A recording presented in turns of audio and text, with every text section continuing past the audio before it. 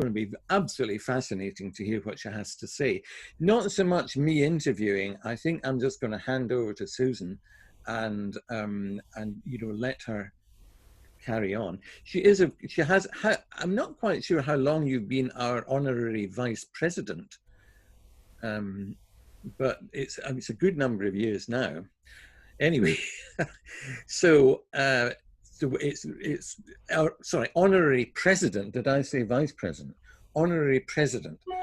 So this is something special. Susan, would you like just to begin? Sure.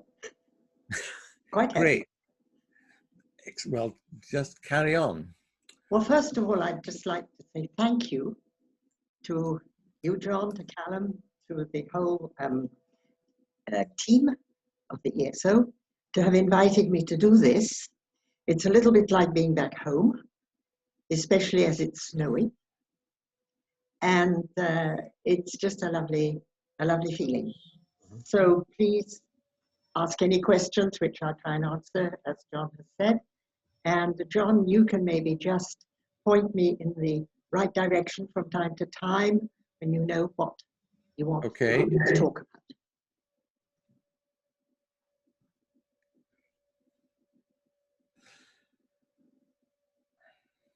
So I mean, I think, Susan, it would be good if you started to tell us about your early career in Edinburgh, because of course you were in the music faculty as it then was, and so on. So perhaps you would like to tell us about those years first. Sure. Well, I started the organ. It was almost a mistake, but not quite, after being thrown out of the chemistry class at school for bad behavior.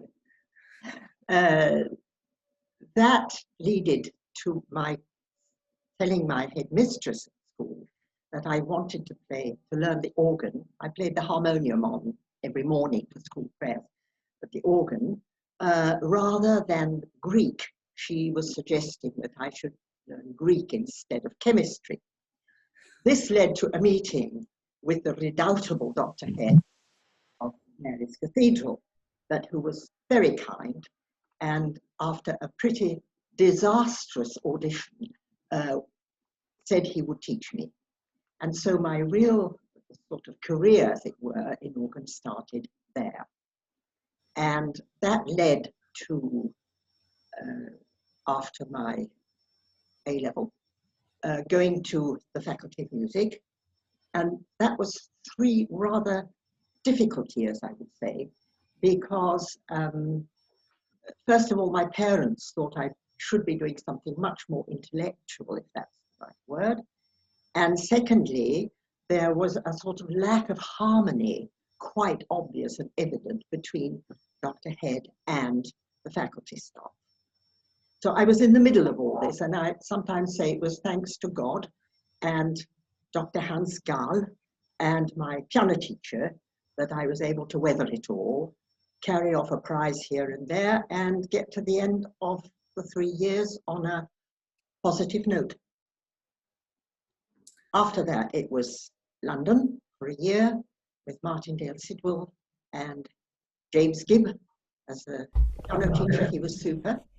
And then I was very lucky to be able to meet Ahmed Khan, who actually I almost cried the first time I met him, because being so used to being a student considered as a kind of necessary problem, or mal nécessaire would be the French term, and quite suddenly somebody was kind and said something kind to me. And I had a sort of a lump in my throat, but didn't last very long. After that, I had this fabulous lesson with Marshall, which was supposed to last 1 hour, which lasted 3, on the Couperin convent mass. And went back, well, he was playing at the Royal Festival Hall, so of course I went to his rehearsal, I went to his concert. The following day, I went to where he was staying in London with Felix Abrahamian in Muswell Hill, and he gave me a record, his and said, you know, I've already told you, but if you'd like to come to Paris, I'd be happy to teach you. Well, he said this about 3 times before I believed him, but finally the message got through, and I went back to Scotland on a little pink cloud to meet my parents, and my father said, Paris? Because for him it was sort of Moulin Rouge and all sorts of other things. And my mother said, I hope you weren't a nuisance to the great man. So that was all the encouragement I got, but the faculty, which of course I had left by that time, was very super and did all they could to help me carry on with this new chapter. Susan, Sorry, John, carry on. Oh, no, you carry on. I was with Marshall on a couple of scholarships, and there I met my future husband, but I also did other things like winning the St. Albans competition, which I think in those days was much easier than it is today. Oh yes, we didn't have any chamber music, or there were all sorts of much simpler things. But I do remember that in the finals, the candidate who was before me had left the swell box shut. And when it was my turn, I forgot to check the swell box. And I think it was my chair, Alain, who said, stop, open the swell box and start again, which I did. And I was very lucky. It was a good, it was a very good day. The following day was actually quite funny because I had the privilege of doing a BBC recording. That was for the first prize winner. And the BBC recording was pieces from the finals of the competition. What do you want to play? So I said, well, Dieu parmi nous, because that had been my sort of finale of the program. Okay, that's fine. They were in a sort of lorry outside the church. And in Dieu parmi nous, if you remember, there's a sort of decrescendo in the middle, and you go down to a bottom, I think it's a C sharp, if I can remember rightly, and you close the swell box. Okay, I missed the swell box and landed on the first manual, the positive keys, with a fantastic discord, pushed myself back and carried on, and after ran out to the lorry and said, look, there was a bit of an accident. Oh, we didn't notice anything. Anyway, I put it right. That was the main thing. And it was from there really that my sort of career started off. Now, I didn't wait until 63, 64, but in the late 50s, when I was still a student at the faculty, I had 2 occasions to play at the McEwan Hall, to hear some very fine organists, Fernando Germani, and the one who really left a mark on my brain was Jeanne de Messieux, mostly because she had a lovely dress, beautiful. I think it was sort of green and gold with a skirt that split up the front and I could put over the back, and these lovely high heels. So they influenced me a lot in the following years. Not that I could ever play with the high heels she had, but stupidly, I was much too shy to go and tell her how wonderful I thought she was. So I actually never met her, which was very stupid. The 2 recitals in the McEwan Hall, I think, were part of my faculty training.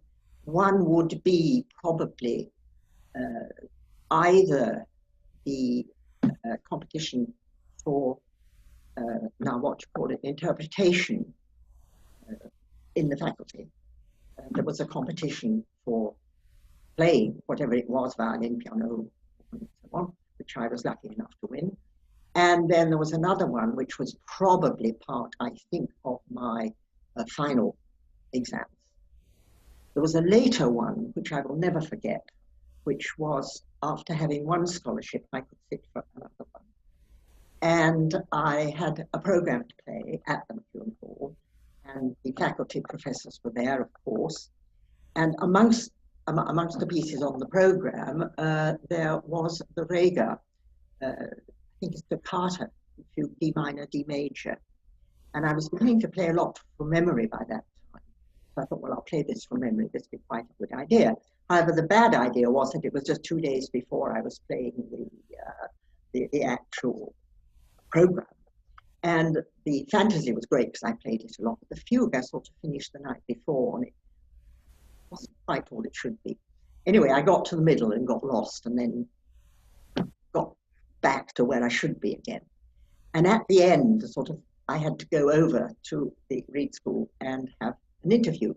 And just as we were leaving McEwen Hall, Hans Gahl, who was there, he said to me, "Did you have a problem in the fugue?" I said, "Yes, I did." And he said, "I won't tell anyone." And so, dear Hans Gahl, that was another good turn of his, and it all worked. After which, of course, it was, well, Dr. Head, the death of Dr. Head, and I decided that London was, I wanted a change of atmosphere and everything. So, had a year in London with Martindale Sidwell, Danes, Hampstead Parish Church, where I learned, amongst other things, after a choir practice, that the thing to do was to go to the local bar and drink a nice glass of whatever, mostly beer. I think it was sort of ale or something quite lightweight. And the other thing was a little more of choral direction, conducting, which I was very interested in at the time.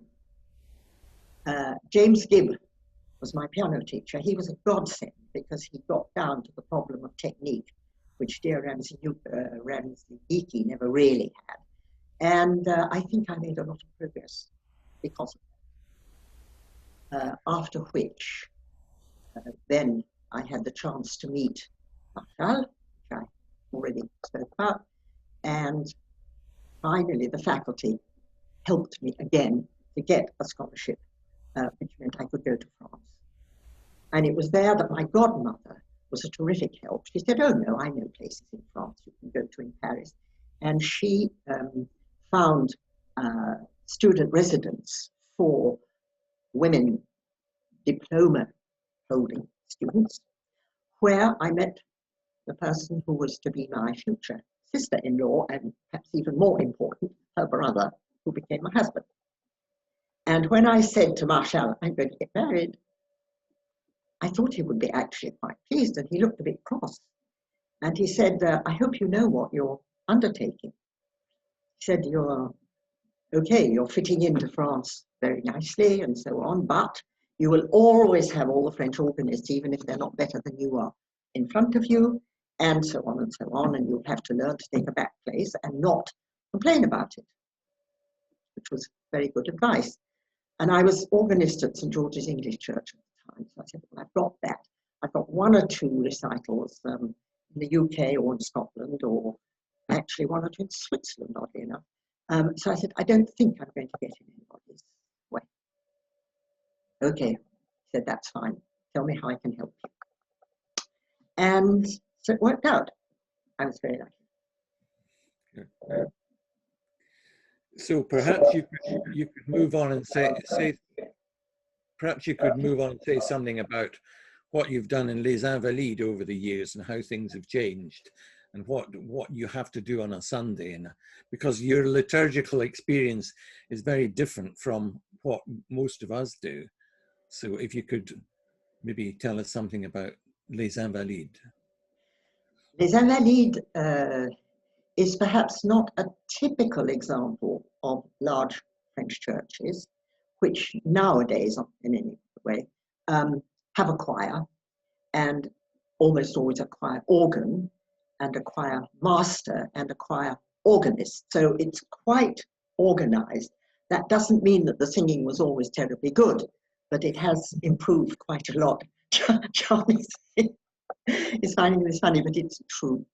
I went to Les Invalides first in 1984, so that's going back a bit, because the then organist, Pierre Gazin, was teaching in Metz, that's over in the east of France, at a conservatoire during the week, so he couldn't come back for funerals and weekday services, so he needed somebody to do those.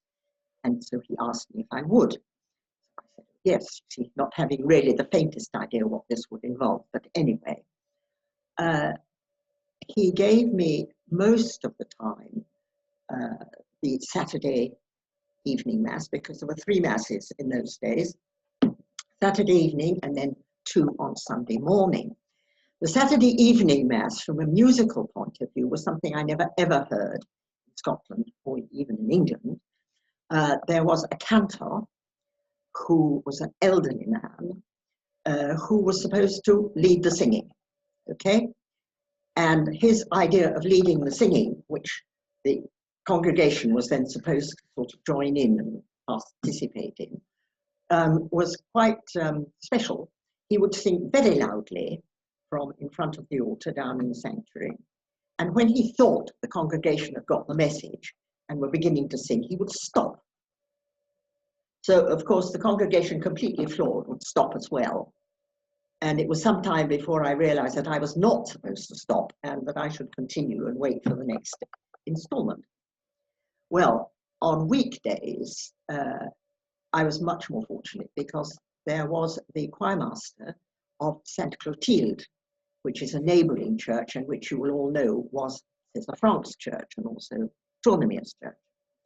And he was a lovely person, François Tricot, and he taught me more about the Mass, I think, than anybody else at the time.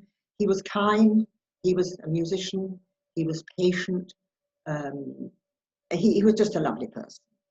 And so I learned a great deal from him about funerals in particular, and occasionally about weddings. After that, I played a bit more often at Les Invalides on Sundays, and on the Sunday morning, the first Mass, 9:30, there was an amateur choir directed by another lovely person, Jean Cussac, but who had his own ideas a little bit about what church music should be. And then he got joined in, his choir was joined in by a few more professional singers for the 11 o'clock High Mass. So I learned really quite a lot there as well. So in fact, a great deal. And by the time Cussac decided that he should be more or less retiring and that he had quarreled with the organist because everybody ended up, including myself, by quarreling with the organist, his choir had been sent downstairs. So his choir went downstairs, and that was a kind of, what shall I say, the beginning of a rift, maybe. However, there was then a very, very lovely musician to whom I owe a great deal, Pascal Bézard, who took over with his ensemble, Magnus Liber, great book. And Pascal and I got on very well, and when I recorded Tournemire in much later on the Cavalier Colbert, he came with his choir, and we did I think it was the Tournemire Mass for the Assumption. His choir sang all the choral bits, or the great, it wasn't choral, but the plain song, and I played Tournemire's pieces, which alternate with that. So that was a wonderful experience. Then Pascal, eventually, after quite a long time, loved having him, he moved to another church in Paris, and we had Laure Lalo, who I got on very well with. Laure was super, she was a lovely musician, but she only came on special occasions, weddings, funerals, special services, Christmas maybe, Easter, and so on. And so one got the feeling that the choir business in Les Invalides was beginning to fall apart. We then went back, if you like, to the having a cantor, and who was leading the singing and conducting, as it were, the congregation. Now it's your turn to sing, and so on.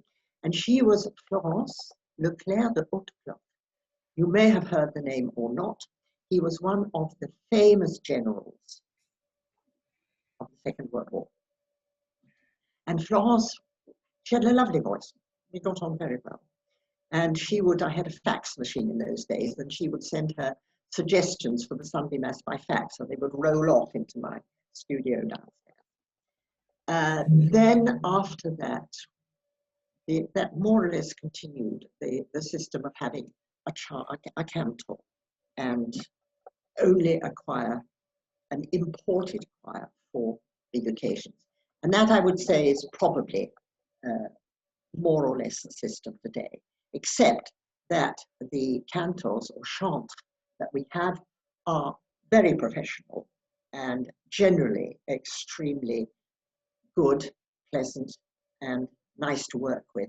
One point only is that if the Mass is at 11 o'clock, is just occasionally, the last time I played, for example, the chant arrives at 5 to 4 to 11, and I have about a mile and a half between the sacristy and the organ loft to run up 3 flights of stairs to run up in quite a short time and still play something before the opening hymn.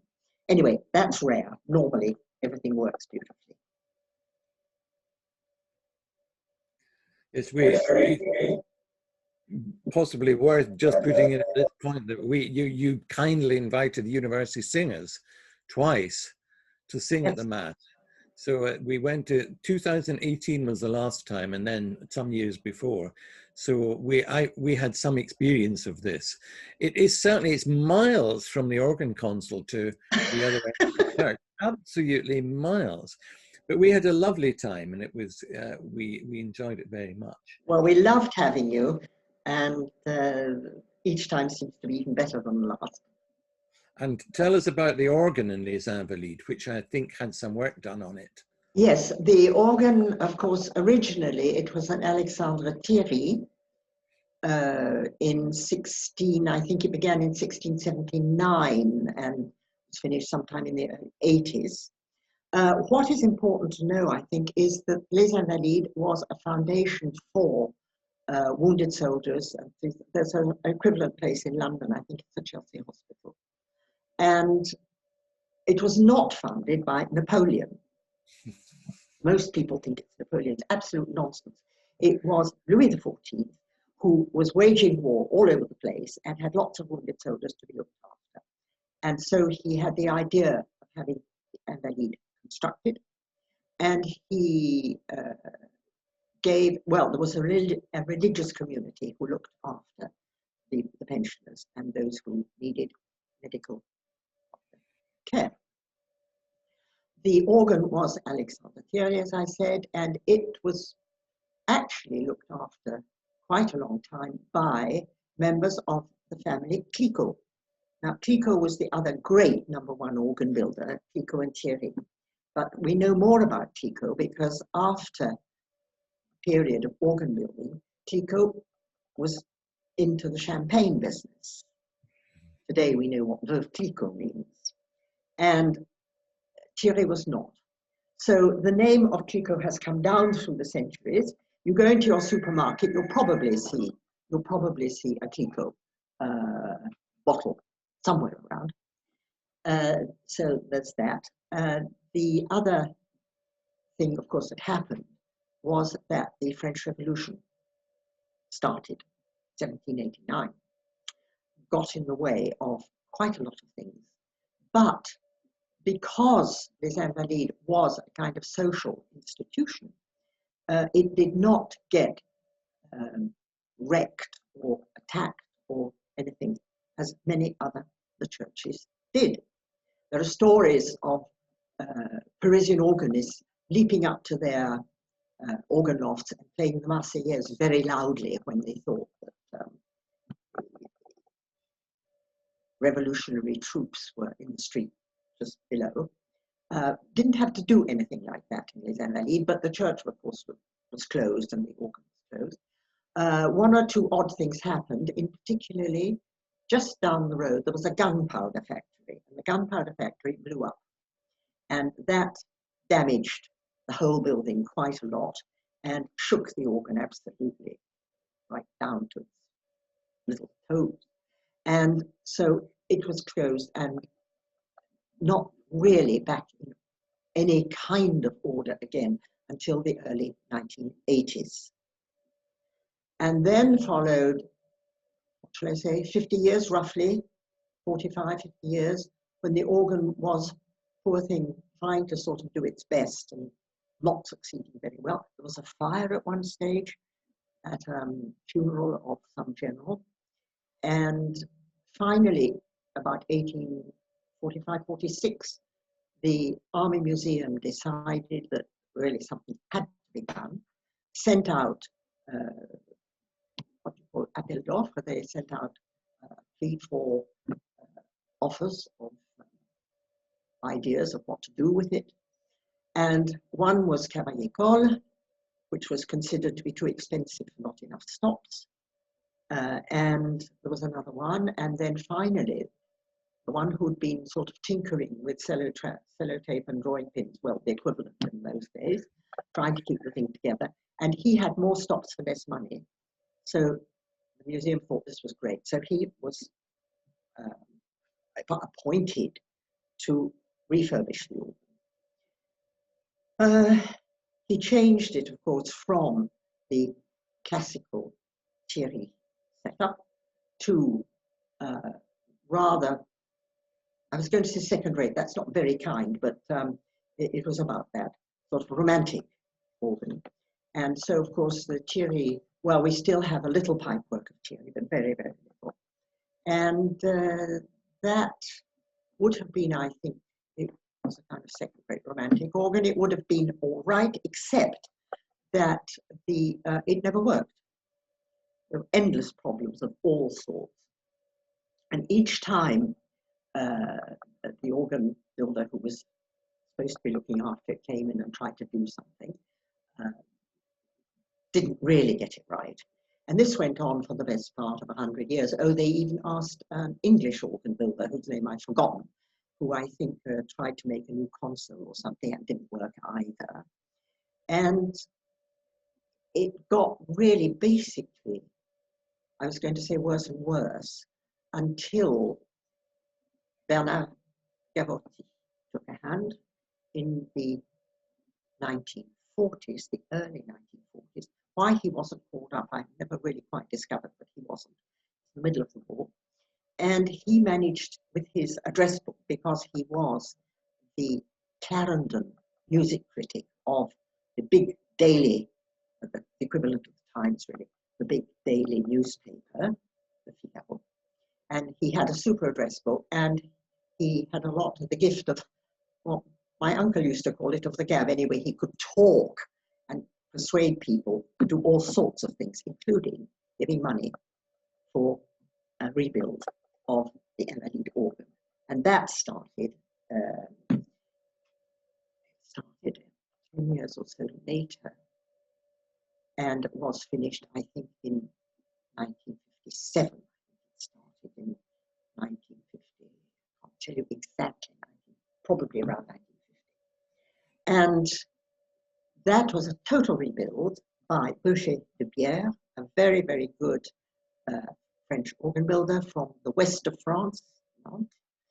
And he, I won't say he transformed the organ completely, that's not true, but he played along the sort of romantic path that had been given and gave it more perhaps neoclassical stops, some more mixtures and things, including a few mistakes, like a mixture with a resultant 16-foot on the positive, where there was no 16-foot foundation stop in sight, and things like that. So we went along with that. That was the organ that oh yes, there was one other thing. In 1879, everybody had decided the organ wasn't loud enough. This, of course, was probably a logical outcome of the fact that the organ had been built for 30 or so stops originally. The case is beautiful. It's a historical piece of work, monument, which you cannot change. So if you want to put in 60 stops instead of 27 or 30, what do?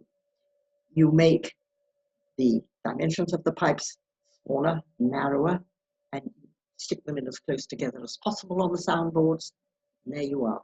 But the result, of course, is not a lovely, warm, open sound, but little pipes doing their very best, but not really managing terribly well. I don't know if it was a French president who said that it was not loud enough when he arrived or something. So it was decided in 1979 to put in chamades, but of course they couldn't go inside, so they're on each side of the organ case. And truthfully, I was going to say they made a horrible noise. That's a bit unkind, but they had nothing of the beauty that you would have expected good chamade pipes. It was a question of voicing, I think. Yeah. So we go to the year sort of 2002, something like that, decided something really had to be done. The Ministry of Defense had a wonderful person who unfortunately now is no longer with us, who was an organist as well, and who said, we've got to do something that's simply not possible. And we got a complete refurbishment and a lot of revoicing, particularly making the lower foundation stops, taking on a wider dimension, which made a great big difference. Removing things like the 16-foot resultant from positive, and really making a warm and much more beguiling tone, voice, sound, I would say. And that, along with a lot of repairs to leathers, soundboards. There was one lovely event, we said, I wasn't there, but the blower is not absolutely at the organ itself. It's in a kind of loft, which is not in the organ gallery, but still up on that level, even a bit higher on that level, in that you have to go up some wooden steps or a ladder to get in. And the lady of the Army Museum knew very well where it was. And so when there were one or two generals and other people who wanted to see how this worked and everything, she said, oh, I'll show you. So she started going up the ladder, and wind, of course, was getting out of the organ, was blowing everywhere, and she had a lovely little short skirt, which was blown upwards. And I think that probably did quite a lot, actually, in persuading our generals and other people that it would be a good thing to have a rebuild. So you never know, do you? Very, very good. Yeah. It's true as well. I didn't know that story. You know. No, there's quite a lot of stories, but that was the one I especially enjoyed. That's a very good. And that work was finished around 2005, something 6 maybe. And we had a very moving, I would say, concert, organ recital, in which the program for the rebuild under Bernard Gavotti in the 1950s, 1959 or 7, that this concert was done. And we had the exact program. And in this program, there had been improvisations by Gavotti, by Dupré, on various, were they sung or were they read? I think they were probably read. Anyway, sentences of the Cardinal Helper, who presided the whole thing. And I got a letter from an American living in Alaska. This is also true, although it sounds extraordinary, who said he had written down these improvisations, which he had on record. Would we be interested in doing them? We thought, well, this is just the right time. And he came with his wife and everything. And we had this super mass with, I say, the exact program. That really, I think, kicked off on a new period for the organ. The latest work that was done on it was in 2010, where we had the electronic part renewed, I think, brought up to date, let's put it that way, especially a new combination action. The problem, because there's always the good side of the medal and the bad side, and the bad side of that was that the Army Museum thought that the church was now absolutely the perfect place to have weekly concerts. What the weekly concerts mean in the summer, probably it's all too hot, but in the winter in particular, they put the heating on. The concert would be on Tuesday and Thursdays. And on Thursday evening or Friday morning, the person looking after the heating would switch it off and go away for the weekend. Or he would be there and he would switch it on Monday evening, it would stay on until Friday, and it would switch off. Well, organs don't like that. And we now have actually quite a lot of trouble with leathers that have been dried up, and soundboards that need repairing, and this kind of thing. So that is on a program for quite soon, I think next February, in a month. Hopefully, nobody will change their minds. Yeah. I thoroughly enjoyed playing it when we were there in 2018. I thought it was splendid. It's a super organ. Really, really, really engaging. So, well, thanks for all that. Perhaps we could move on and consider your teaching career from the beginning till now. Well, the beginning of my teaching career, I had no real idea about teaching. The beginning was when we lived in Paris after being married. And so I'm going back to 1963, 64, etc., where I had a little piano that had been in my husband's house, moved into our flat.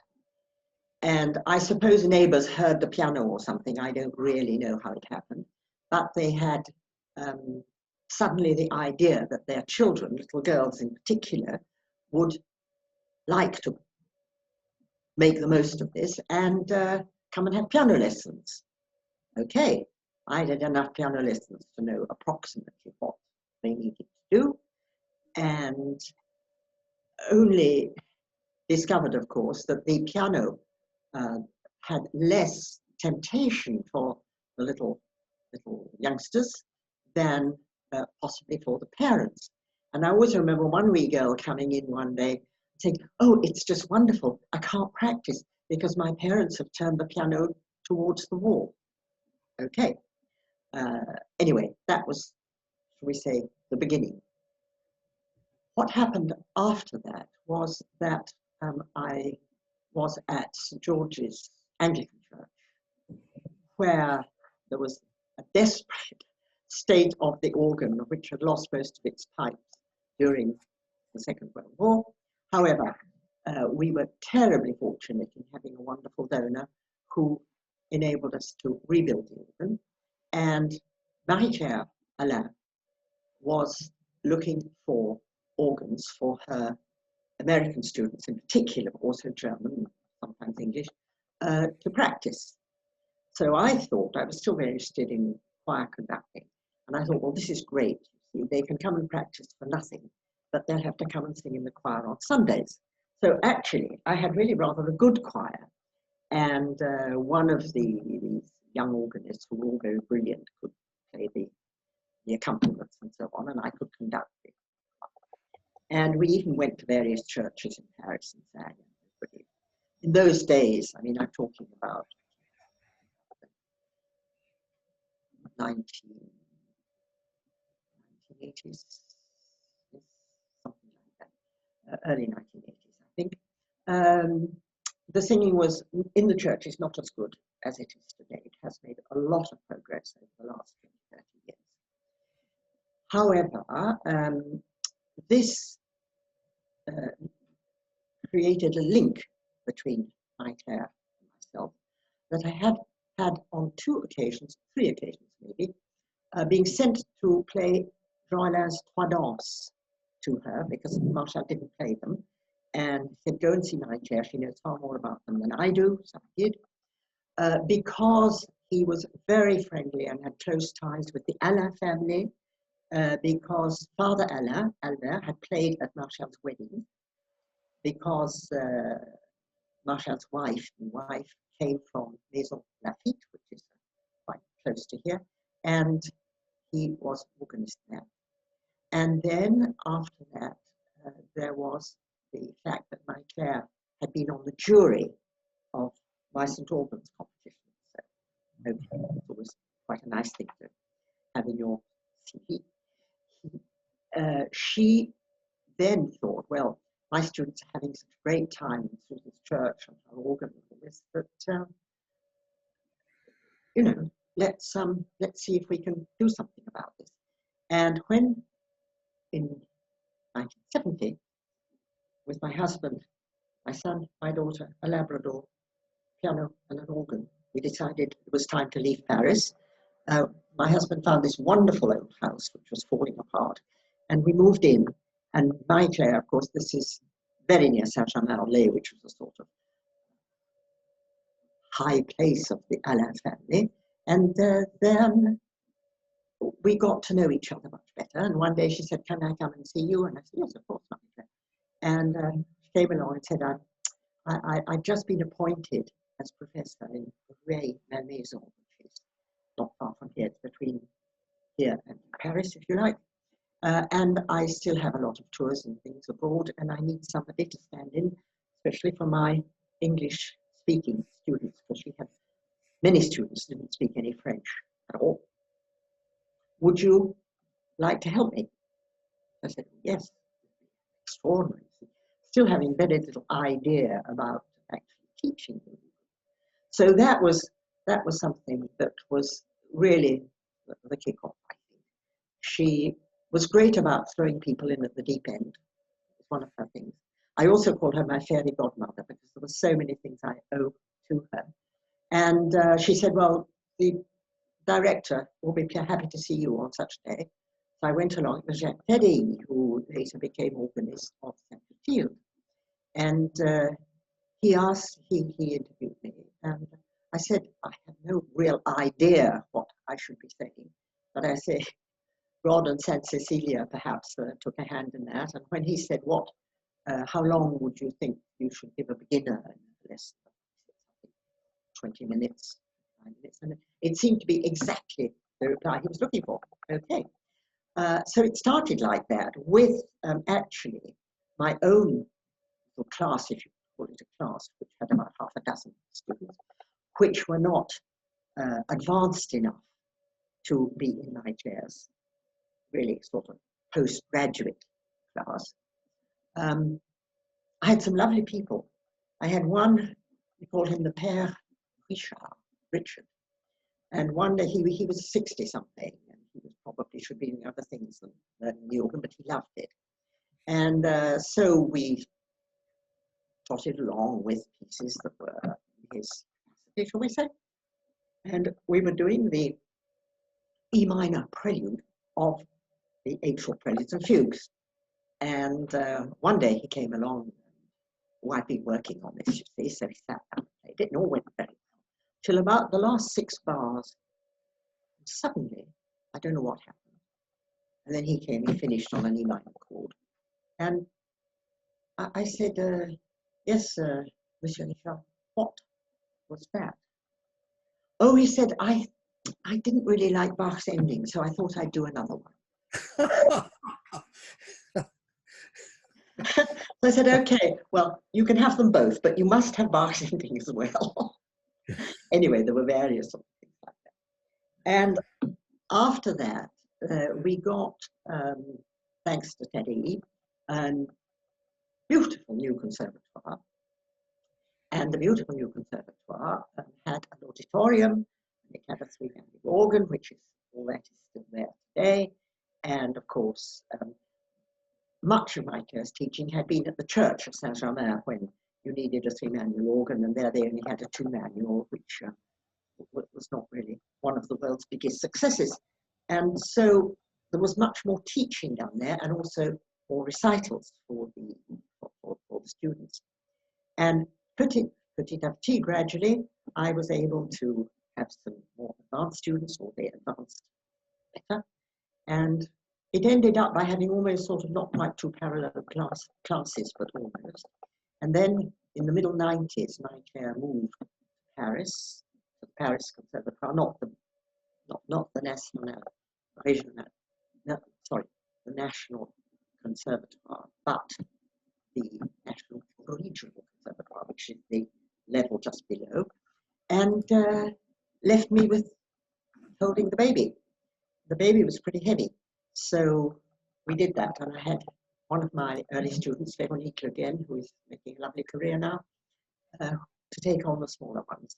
I have big ones. That triggered off a lot of juries for end of the year exams, international juries, for example, Calgary, for example, Montreal, for example. Well, I even came back to St. Albans a couple of times, and a whole heap, Denmark, Sweden, etc., Germany, of course. And it gradually, what shall I say, transformed itself into a sort of full-time job. I almost wondered whether I shouldn't have brought a page out of my diary of those years just to show you, and it's completely black. You can't really see what you did. However, not maybe the best idea. I then decided that Roubaix was taking up an awful lot of time when I had various possibilities of recording. And it was difficult to keep everything going at the same time.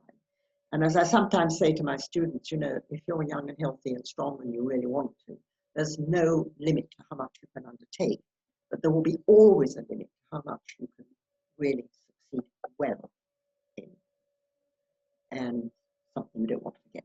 So I decided at the end of the 90s that it was time to leave Roubaix, and much to Teddy's disgust, actually. And I started doing, well, some more. I'd done quite a lot already, but some more recordings, and more, perhaps, longer recital tours.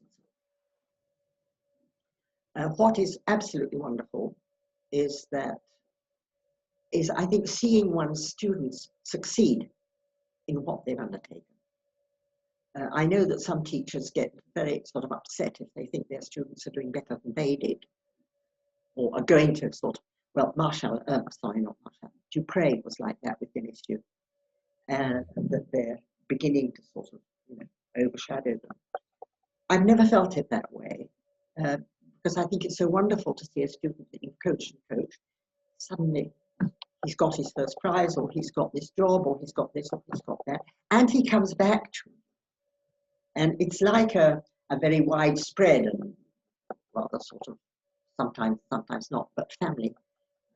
I'm in touch with so many of them, and so many of them have now got beautiful jobs, and not thanks to me, but just Nadia Boulanger said you should have 3 T's, letter T: talent, travail, work, temperament. But she said all those 3 won't be enough. You need one more thing, and that is being at the right place at the right time, or meeting the right person at the right time. And I felt, well, there I have been really spoiled, because there I met Marshall and have met various other wonderful people since then. And it's been just terrific. Marshall often used to say, a good teacher, and I think he was quoting Saint-Saëns, a good teacher is the teacher who does not prevent a gifted pupil from making progress. And I've seen this happen as well. Sometimes a student who you've set on and then has gone in some other place and worked and gets back and says, so-and-so tells me that I've got to remake my whole technique from zero, and things like that. Well, we all have our own opinions about what you should do, but that doesn't seem to be necessarily the best way of looking. Yeah. Perhaps we could move on and say something about your recordings. I'm aware the time's getting on. We've been getting on for an hour, and the time flies.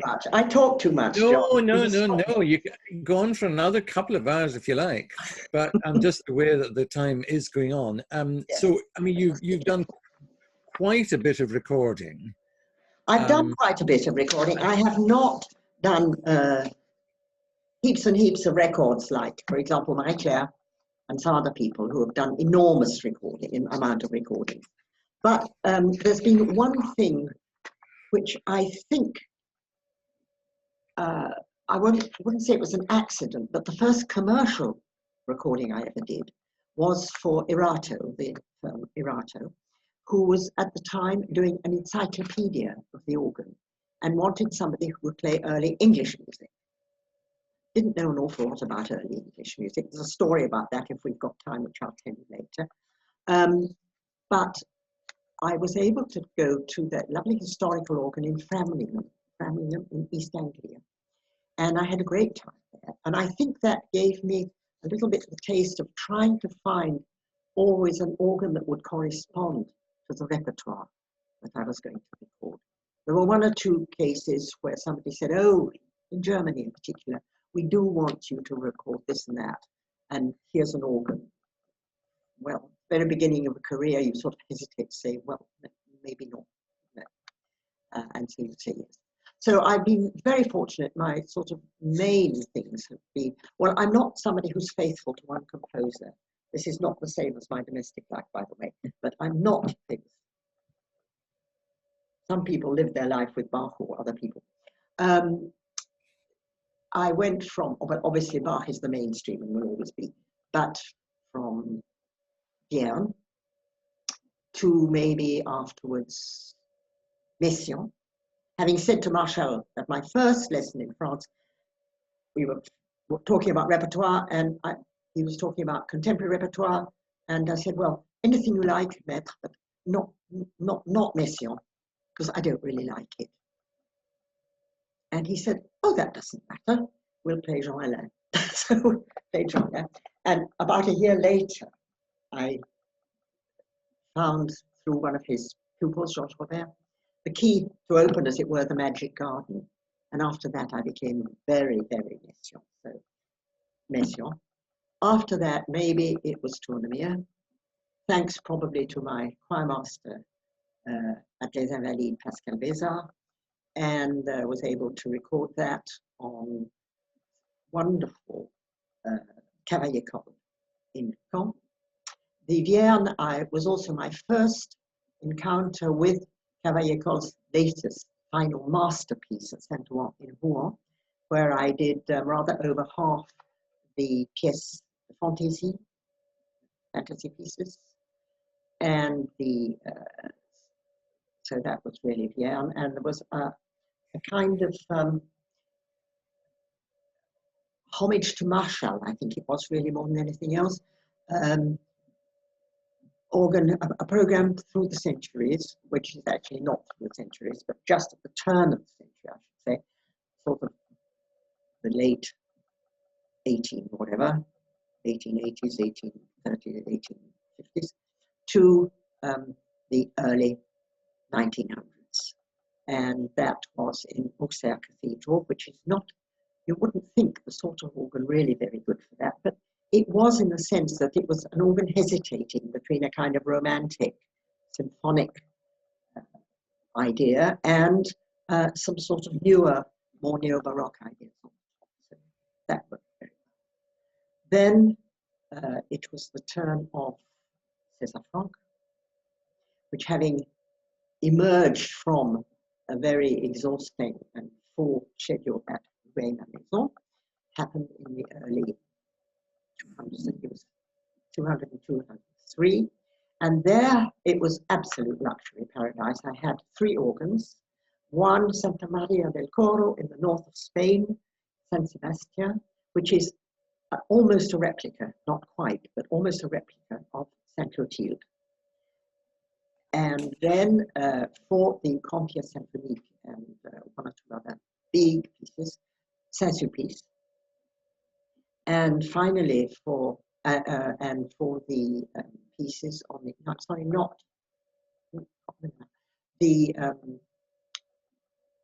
1878 pièce, the Cantabile, the Marche Héroïque, and the name of the album doesn't matter. Written in 1878 for the big Trocadero Cavalier Code, which was so much bigger than Saint Clotilde, and he had all sorts of different ideas about registrations. Very, very interesting. And then after that, I had I went back to Caen on the lovely Carrier for the 3 chorales. So those were 3 organs which all fitted in absolutely. And then, having in between times recorded a large part of the music of Peter Eben, but that was quite a long time back, very beginning of the 80s, I think I'm correct. And that was still on LP. But we did it in Stockholm, and he came and participated in it, and I had Konrad Groth for Ochner, and he was the leading trumpet in the Berlin Philharmonic. So, a bit difficult to get better than that. So I had a wonderful time. And then the latest, the last one, the Mendelssohn, which I got really, really attached to Mendelssohn. And those, I was very fortunate to be able to discover organs by August Buchholz, 1817 to about 18, something like that, yes, about 1817 to about 1830, I would say. And 3 wonderful organs, Stralsund and Emin and Bach. Bach was the one that had been released, not really altered, but cared for perhaps. Well, yes, maybe altered slightly. And Stralsund had been rebuilt in the complete Mendelssohn or Buchholz aesthetic, having in the 30s been sort of transformed into a kind of neo-Baroque, which really worked. I saw the concert, absolutely horrible. And the Stralsund was a great big organ. I mean, there were 32, I think there were 332 stops on the pedal and 2 on the main manual, the Hauptwerk. And I think there was another one somewhere else. Amazing, absolutely amazing. And I learned so much. I don't know if Mendelssohn actually played these organs, but he knew Buchholz very well, and he taught in Berlin on the Buchholz organ. So it was very much the sort of sound. And the sound was something I had never experienced before. 842 or 16842. And you would have think in France, to make that sort of wonderful, clear, beautiful sound, not brutal in a way, you would need a whole heap of mixtures. Not at all. You just had it, and it sings, and it's something absolutely remarkable. So if any of you ever get the chance to go and visit any of these organs, I can really, really, really.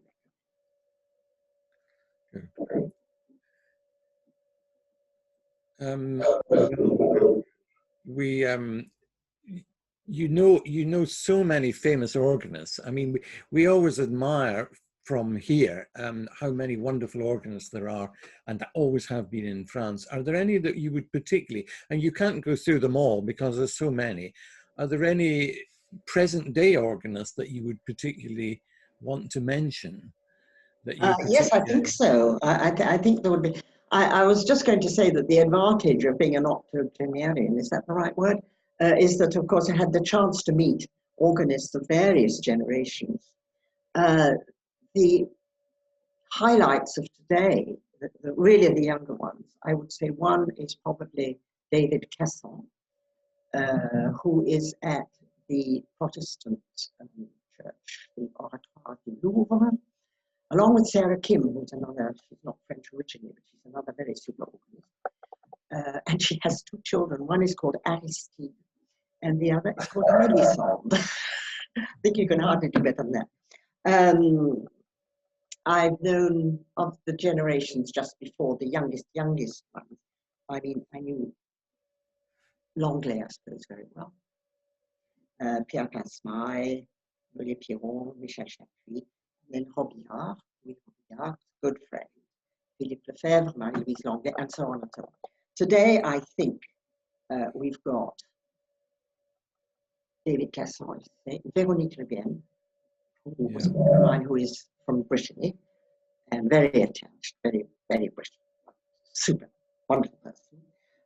Paul Gousseau, who is now at Rouet Maison, so in a sense my successor, not my immediate successor, but successor, and who is also a wonderful improviser and knows all sorts of people. He's just an artist to his fingertips. If ever one day you feel like having something like that in Edinburgh, don't hesitate. It's absolutely great. And then we have the two young organists at Saint-Eustache, Thomas Hospital and Baptiste Florian, who is actually a wonderful improviser. They both are a wonderful improviser. And he's also a pilot, plane pilot. Yeah. And I think that's one thing he said he'd like to sort of do a bit more of. Anyway, there we are. Philippe Brandes, of course, my colleague at Les Invalides, and one we mustn't forget, who is also now quite in the foreground, Karol Mosakowski, who I think he's from Poland originally. Lovely person, beautiful musician. There we are. Thank you. Callum. Sorry, John, I'm sorry. One person I did forget, and that's naughty. Thomas Lacotte, because he's at La Trinité, church. He's a super organist, but he's also a wonderful improviser, and he writes, he composes. So all that together, top level. Sorry, I interrupted you.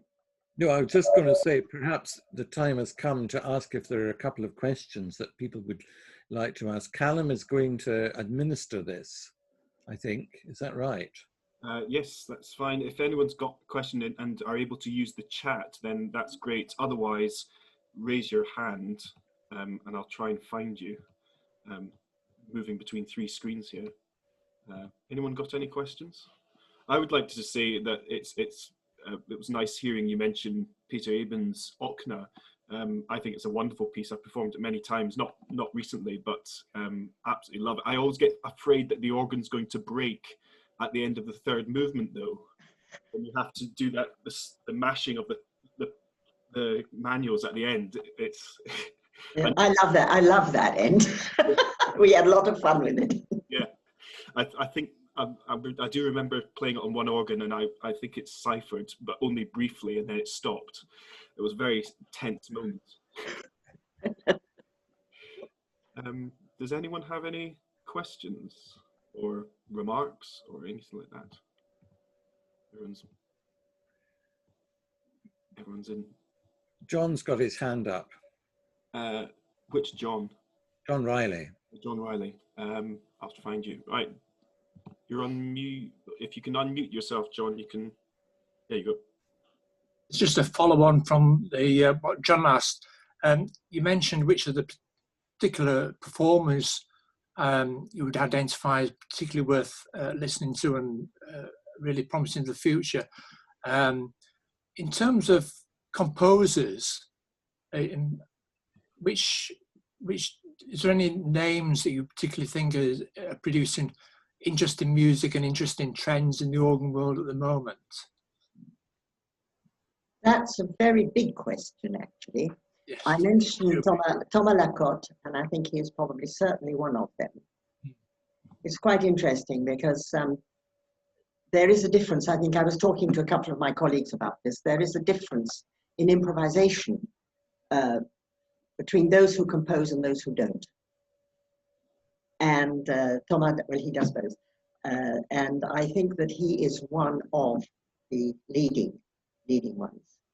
There is Jean-Baptiste Robin, who is also, he's quite got his own sort of ideas about things, and very, very interesting as well. Olivier d'Ormesson, who I got to know through Eben, because he knew I knew Eben, and he got onto his music somehow, and he was really interested in it, and has done a lot for it. So that was also very good. So those of today's are perhaps among those who you would like to quote. Okay. Thank you. We've had a question from Kerr. Why did Marshall not write any organ music? He said there was enough. He used to say there was enough bad organ music written down without him adding to it. That was the answer, sort of stereotyped answer you got when you asked the question. Apparently, he did write one organ piece, but I never saw it. I never heard it. It just wasn't his thing. Okay. We've had a question from Burnside, who's asking if you could say something as to how the Parisian organist fraternity or sorority has changed over the decades in the city. How the organists of La Trinité have changed. Did I get that right? No, just the what it says here is the Parisian Organist Fraternity or Sorority. Oh, sorry. Yes, I think there has been a change, John.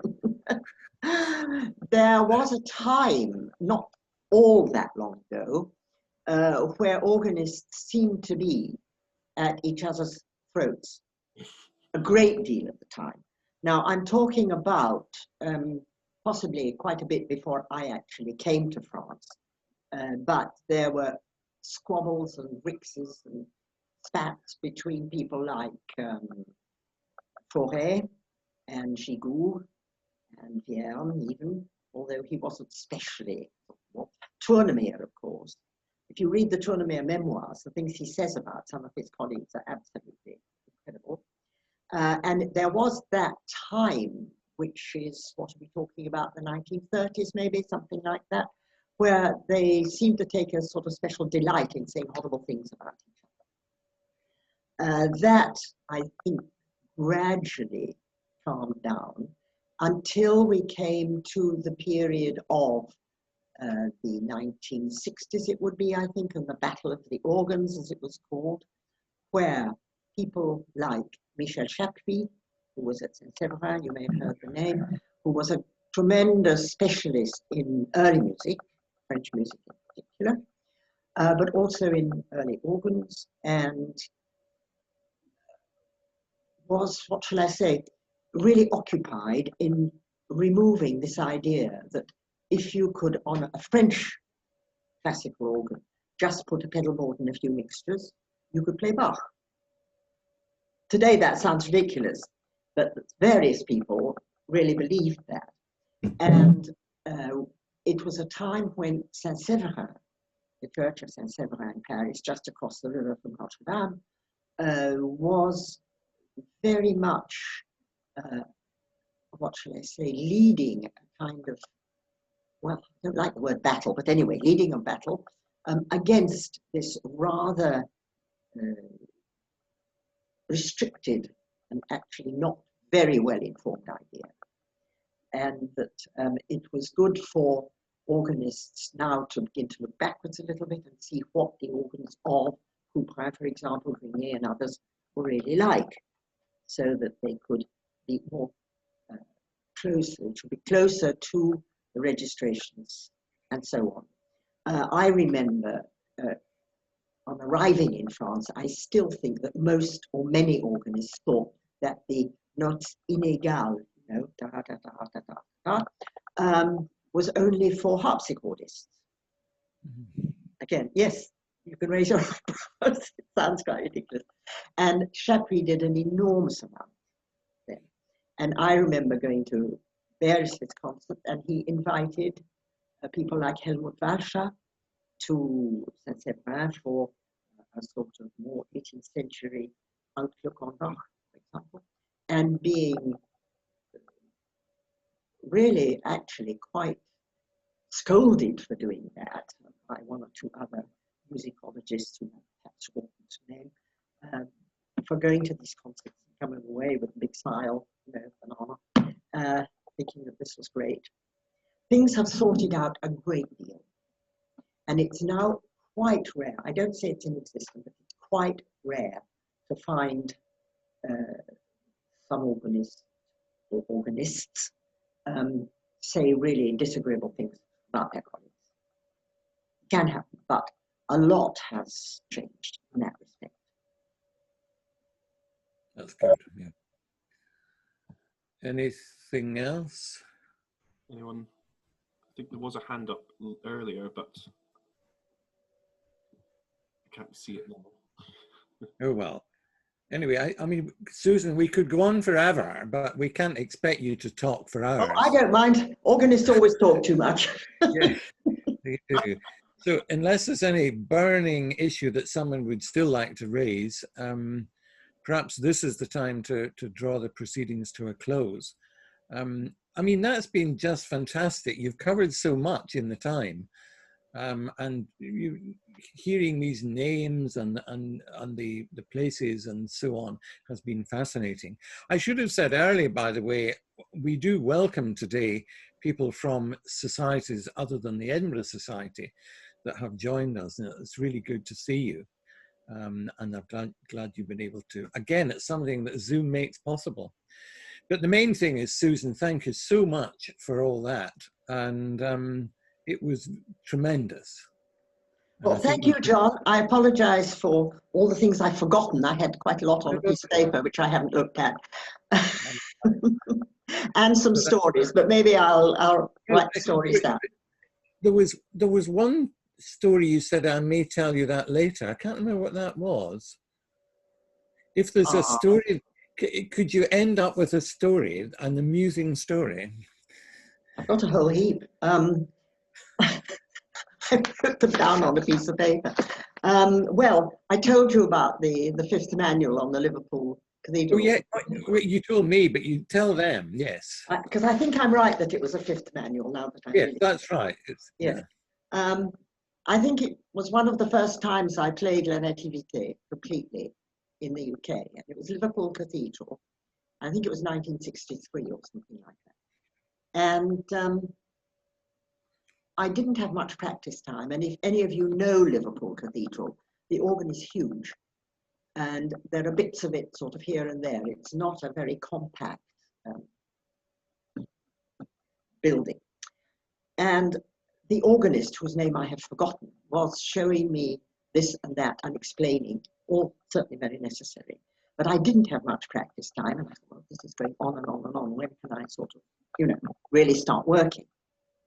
So he got to the end, and he was just turning to leave the organ loft and leave me in peace, when suddenly he turned back and said, oh, by the way, if you want it, you can move the music rest up. I thought, well, I couldn't care less about the music rest, sort of being up or down. However, he came over, seized the music rest, pushed it up, and what was behind it? A fifth manual, which I knew nothing about. Yes, right. Which is one, yes. The other, somebody's just written in to say that the funny story you were going to tell us was something about English organ music. Does that ring a bell? Yes, I love that one, because that's St Mary's Cathedral. When I was a scholarship holder of the W.T. Best Scholarship, which was awarded by the Royal College of Organists, and I had met all sorts of very, very distinguished organists on the jury, not very small. Anyway, I had to give them a report each year of what I had been doing. I was with Marshall, of course, already.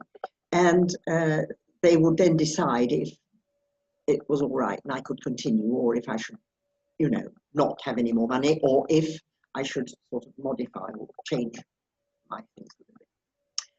And the one complaint was that I was not playing enough English music. Well, of course, it never occurred to me that I was supposed to be opening the world of English music to French organists. I was interested in studying Couperin and Vierne and Bach. Anyway, French composers. However, I thought, well, if it's a question of money, I better do something about this. So I had 2 or 3 recitals coming up, one of which was in Edinburgh, in St Mary's Cathedral. And so I made up a program, which I probably find somewhere, but anyway, with several English pieces in it. There was a Parisian, I can't remember the others. And at the end of the recital, which seemed to go sort of moderately okay, dear Hans Gaal came up to me at the console, and he said, oh, Susan, you do play well, but why do you play this music? He said, the second last piece was middle bad, but the last piece was very bad. You shouldn't be playing. And I've always absolutely loved this, and I can't remember what the middle bad piece was or what the very bad piece, but I can certainly find them. And so I decided that, a little bit of English, okay, but not more. Very good. Okay, well, I think we will draw the proceedings to a close now. So, as I said already, many, many thanks. It's been an absolutely terrific way to spend a Saturday afternoon. So, thank you very much, and thank you all for your attention. Thank you, John. Thank you to everybody for your patience in listening to me talking and talking. And all my very best wishes for 2021, and may it bring you a little more satisfaction than last. And I hope we shall meet again before too long. Indeed. Thank you. Bye-bye. Bye. Bye-bye, everyone. Bye.